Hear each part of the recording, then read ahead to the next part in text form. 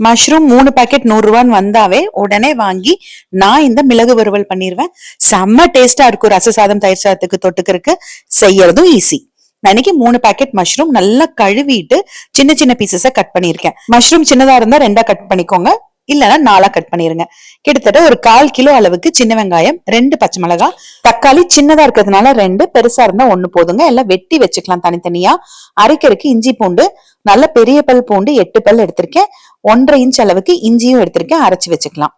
நல்லா அடிகனமான கடாய் இல்லைன்னா மண் சட்டியில ஒரு அரை குழிக்கரண்டி அளவுக்கு எண்ணெய் ஊத்திட்டு நம்ம வெட்டி வச்சிருக்க சின்ன வெங்காயமும் பச்சை மிளகாயும் சேர்த்துட்டு சிம்ல வச்சுட்டு நல்லா கலர் மாறுற அளவுக்கு வறுத்து விட்டுக்கலாங்க.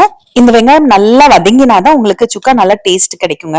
இப்ப இது கூட வெட்டி வச்சிருக்க தக்காளியும் இஞ்சி பூண்டு அரைச்சு வச்சிருக்க இஞ்சி பூண்டும் சேர்த்துட்டு திருப்பி நல்லா மிக்ஸ் பண்ணி விடலாம். நீங்க சின்ன வெங்காயத்துக்கு பதிலா பெரிய வெங்காயம் சேர்க்கிற மாதிரி இருந்தா மீடியம் சைஸ் பெரிய வெங்காயம் 1 பொடி பொடியா வெட்டிக்கோங்க. ஆனா இந்த சின்ன வெங்காயம் தாங்க இந்த சுக்காக்கு நல்ல டேஸ்ட் கொடுக்கும். நல்லா எண்ணெய் பிரிஞ்சு வர வரைக்கும் வணக்கிட்டு 1/2 ஸ்பூன் அளவுக்கு மிளகாய்த்தூள், 3/4 ஸ்பூன் கொத்தமல்லி தூள், கொஞ்சமா மஞ்சத்தூள், உப்பு நான் இப்ப சேர்க்கல.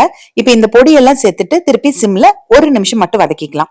வதக்கினதுக்கு அப்புறமா நம்ம எடுத்து வச்சிருக்கிற மஷ்ரூம் அப்படியே சேர்த்திக்கலாம். நிறைய இருக்க மாதிரி இருக்கு பாருங்க, ஆனா வெந்து வரும்போது ரொம்ப கம்மியா இருக்கும். அதனாலதான் நான் இப்ப உப்பு சேர்க்கல. இப்போ நல்லா கலந்து விட்டுக்கலாம். நல்லா கலந்து விட்டுட்டு கொஞ்சம் சிம் பண்ணிட்டு ஒரு மூடி போட்டு மூடி வச்சிட்டீங்க. ஒரு 5ல இருந்து 8 நிமிஷம் வைங்க. மூடி போட்டு மூடி வைக்கும் போது என்ன ஆகும்னா மஷ்ரூமும் வெந்துரும், அதுல இருக்கிற தண்ணி பூரா வெளியில வந்துருங்க. இப்ப 8 நிமிஷமே ஆயிருச்சு. ஓபன் பண்ணி பாக்குறேன், நல்லா மஷ்ரூம்ல இருக்கிற தண்ணி வெளியில வந்துருச்சு. இப்ப என்ன பண்றீங்கன்னா நல்லா கலந்து விட்டுட்டு ஒரு 1/2ல இருந்து 3/4 ஸ்பூன் அளவுக்கு உப்பு கரெக்டா இருக்கும். 3/4 ஸ்பூன் கரம் மசாலா தூள் சேர்க்கிறேன். 3/4 ஸ்பூன் மிளகு தூளும் சேர்க்கிறேங்க. காரத்துக்கு மிளகு தான். மிளகாய் தூளும் பச்சை மிளகாயும் சேர்த்திருக்கோம், ஆனா அது ரொம்ப கம்மியா தான் சேர்த்திருக்கோம். இப்ப இந்த ஃப்ரைக்கு பாத்தீங்கன்னா மிளகு தூள் தான் கொஞ்சம் அதிகமா இருக்கணும். கொஞ்சமா மிளகாய் தூள் சேர்த்தாதாங்க டேஸ்ட் நல்லா இருக்கு. அதனாலதான் கொஞ்சமா மிளகாய் தூள் நான் சேர்த்திருக்கேன்.